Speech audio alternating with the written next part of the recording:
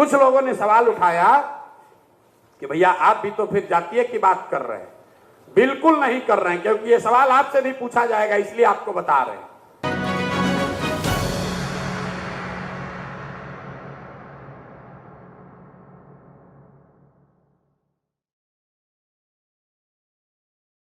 कुछ लोगों ने सवाल उठाया कि भैया आप भी तो फिर जातीय की बात कर रहे हैं।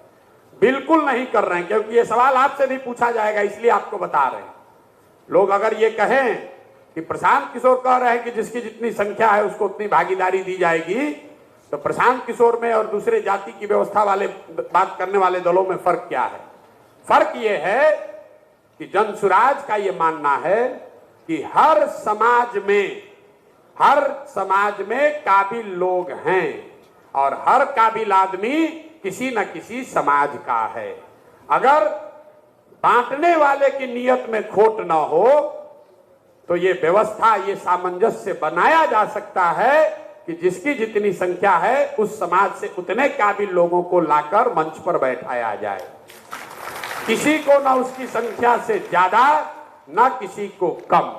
आप अपना हक लीजिए, दूसरे का मत मारिए।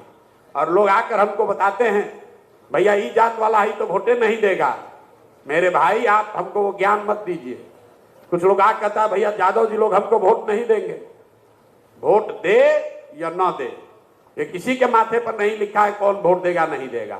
वोट दे या न दे, अगर 15% समाज में यादव समाज के लोग हैं तो ये जनसुराज की जिम्मेवारी है कि जनसुराज के बनाने वालों में, इसके पदाधिकारियों में, इसके चलाने वालों में और इसके टिकट में 15% यादव समाज के लोगों की भी भागीदारी होनी चाहिए।